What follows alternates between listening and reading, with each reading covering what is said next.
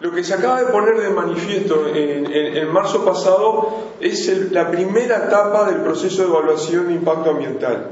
Es un pedido de viabilidad de localización.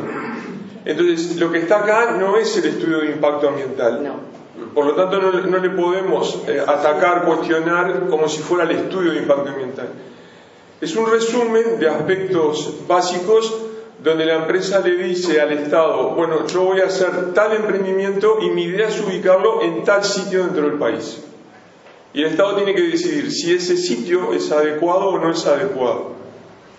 Por otro lado, este documento es muy importante porque es el primero oficial de la empresa donde dice con cierta rigurosidad de qué es lo que va a hacer. Lo que ha prevalecido antes de este momento eran declaraciones, sobre todo del gobierno, y bueno, como ustedes si siguen el tema van a ver que las declaraciones del gobierno eran mucho más infladas de lo que aparece por primera vez aquí en este documento. Entonces, ¿qué es lo que presenta la empresa? Bueno, la empresa dice que va a poner una planta de celulosa de 2.1 millones de toneladas de producción por año, que la puede aumentar hasta un 11%. Esto significa que es casi el doble del emprendimiento que hay en Fray Bentos. Es una planta enorme, una de las más grandes del mundo, es gigantesca. El paquete incluye 6 grandes componentes. Es la planta de celulosa, una planta química, una planta de agua, una planta de tratamiento de las aguas residuales con un emisor hasta el río, un sitio de disposición final para los lodos, lo que queda en el lugar, y una caldera de biomasa. La empresa reconoce que tiene una duda con la planta de química, no sabe si la va a ubicar en Pueblo Centenario, donde va a estar el emprendimiento, o si va a utilizar la de Fray Bentos. El paquete yo creo que nosotros tenemos que verlo en 2 grandes rubros para poder analizarlo. Un rubro implica los impactos locales del emprendimiento en la zona donde se va a ubicar. Otro rubro distinto, y que a mi modo de ver es tan grave o tal vez más que el de los impactos locales, es lo que se llaman los efectos derrames, que son modificaciones que hay en las políticas públicas para llevar adelante este tipo de emprendimientos. Son 2 cosas diferentes. Y a veces son medio contraintuitivos decirles que el efecto derrame puede ser más importante que el impacto inicial, pero voy a tratar de argumentar las razones de eso. Entonces empiezo por los impactos locales. En los impactos locales la planta por su volumen requiere una enorme cantidad de insumos. Va a demandar entre 6.8 a 7.8 millones de metros cúbicos de madera por año. Ellos argumentan en este informe de localización ambiental que eso no va a significar un aumento sustancial del área forestada con la cual ya cuentan. Va a implicar una enorme cantidad de insumos químicos, por ejemplo, 20.000 toneladas por año de cloruro de sodio, 48.000 toneladas por año de clorato de sodio, 21.000 toneladas de dióxido de cloro. O sea, es imposible acordarse de todos estos números, ni yo me acuerdo. Creo que solo Víctor Baqueta y 2 o 3 personas en Uruguay se lo saben de memoria. En total, si yo sumo, por ejemplo, todo esto, entran 8.000 toneladas por año de productos químicos a la planta. Entonces, si entra tanto... Claro, exacto.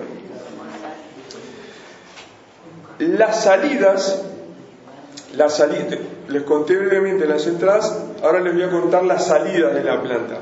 Eso incluye 2.1 millones de toneladas por año de la pasta de celulosa.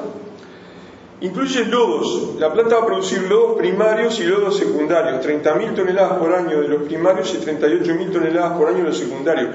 Eso es bastante complicado. Todo el debate que ha habido sobre Fray Bentos se ha puesto tanto énfasis sobre las emisiones aéreas y los efluentes sobre el agua que ha pasado desapercibido la generación de lodos. Y los lodos quedan en estas piscinas que se hacen sobre la planta. Y son materiales tóxicos muy contaminantes. El plan prevé hacer 2 piscinas y una extra de disposición final por las dudas. Y eso no se presta mucho atención ni se monitorea adecuadamente. Va a arrojar 106 millones de litros por día de agua, que es una parte muy importante de las entradas, que son 125 millones de litros por día de agua. Esos 125 millones de litros de agua por día que demanda la planta, que consume la planta, un pequeño cálculo que yo había hecho, corresponde, de acuerdo a los datos de OCE de consumo promedio de los habitantes del Uruguay, al consumo de unas 900.000 personas. Si yo sumo todos los centros urbanos, sacando el área metropolitana de Montevideo, sumo todos los centros urbanos de Montevideo, grandes a medianos, equivale a todo el consumo de la población urbana del resto del país. 900.000 personas. Es una demanda enorme. Y toda esa demanda, gran parte de ella, de esos 125 millones de litros por día, la gran mayoría, 106 millones de litros, se convierten en efluentes. Entonces también ahí me refiero a unos volúmenes enormes. Hay una descarga muy importante de nitrógeno y una descarga muy importante de fósforo.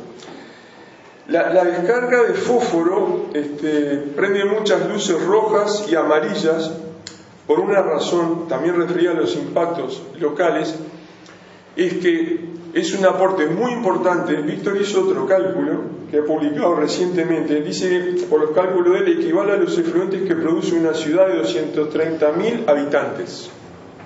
230.000 habitantes. Y esa masa de efluentes va a parar al Río Negro, que es ya de por sí un río muy contaminado. Entonces acá viene otro aspecto que ha pasado también, a mi modo de ver, desapercibido en la discusión, es que en los debates sobre la calidad del río, en las evaluaciones de impacto ambiental, una de las cosas que se toman en cuenta lo llama la línea de base. O sea, el emprendimiento dice, esto es el río con el que yo me encontré, la línea de base, y yo me comprometería a no contaminar por encima de este nivel. El problema con este tipo de emprendimientos, cuando se ubican en ecosistemas que ya están muy alterados y contaminados, es que toda esta problemática de una línea de base ya muy alterada hace muy difícil discutir cuál va a ser el deterioro del río que produce la nueva planta de celulosa o que se debe a otras fuentes que pueden ser desde lo frigorífico y la ciudad de Tacuarembó hasta residuos que vienen de las cuencas agropecuarias a aguas arriba del Río Negro. Además, emprendimientos de este tipo puede decir, bueno, yo agrego tantos contaminantes, por ejemplo en fósforo, pero me comprometo a hacer una actividad para recuperar un equivalente de esa contaminación, con lo cual no significa que la calidad del agua del río mejore.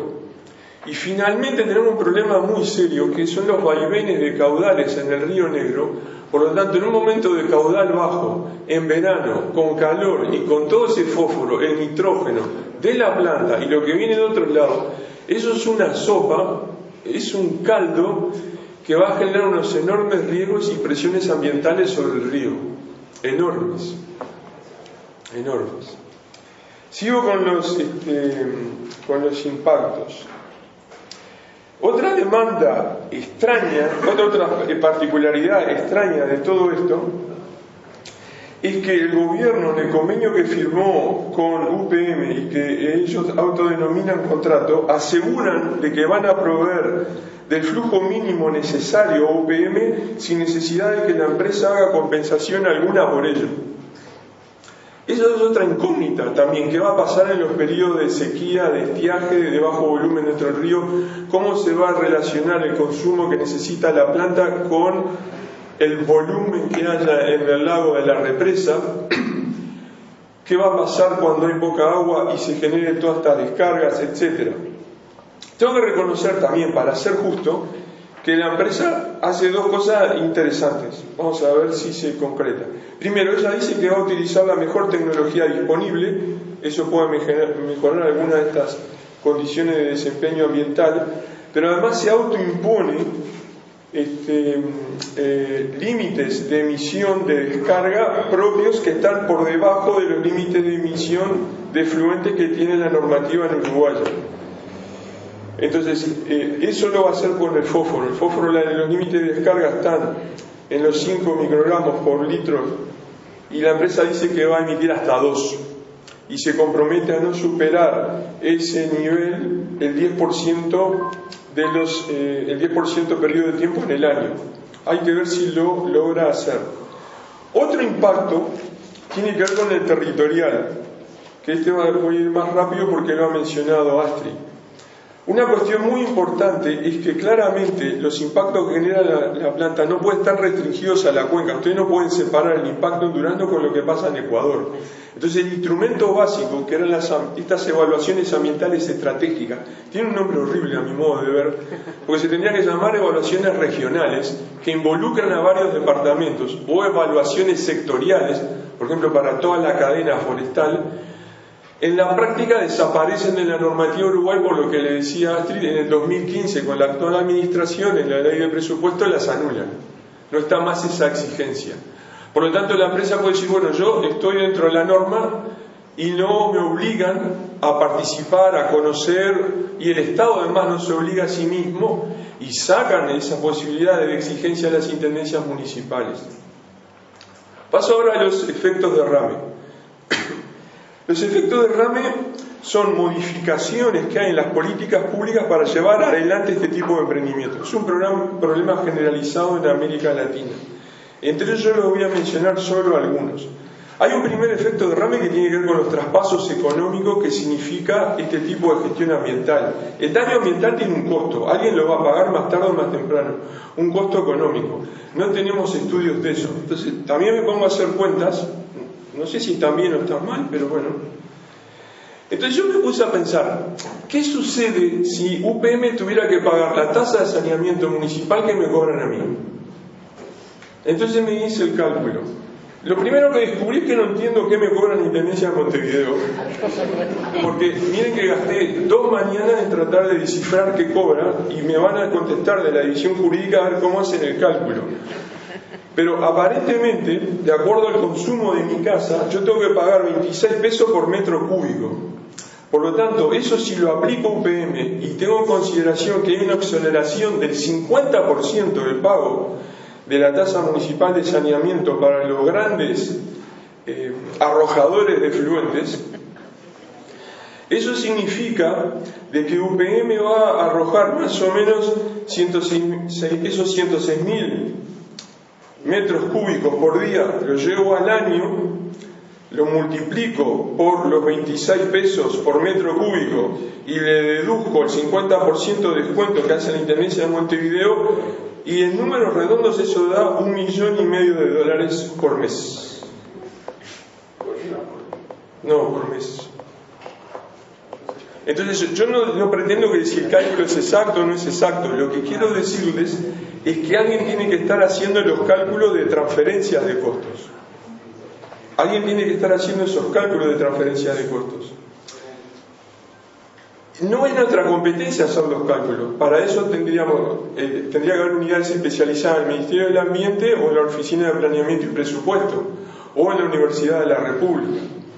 Otros efectos de derrame tienen que ver con que este tipo de gestión del proyecto UPM es un deterioro, una erosión, un recorte a las capacidades de gestión territorial y gestión ambiental, por varias razones.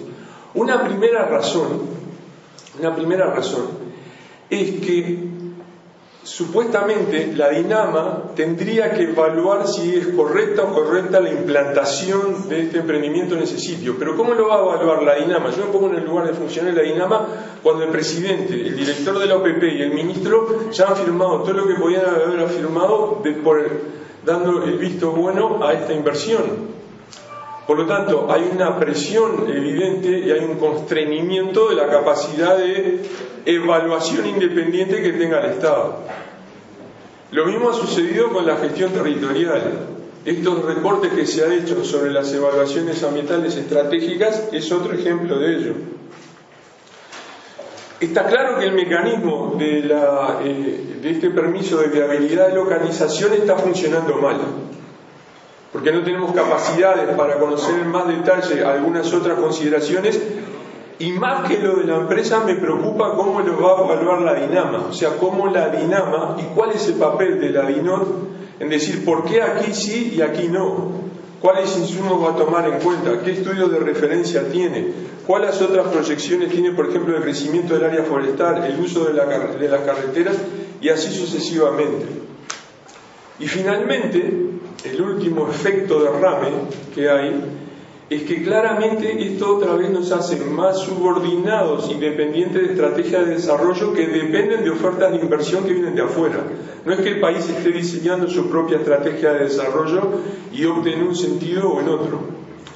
Ahora, cuando yo debilito la gestión ambiental o la gestión territorial para permitir la implantación de un emprendimiento, eso ya se debilitó para todos los demás que vengan después, en el sector forestal y en otros sectores.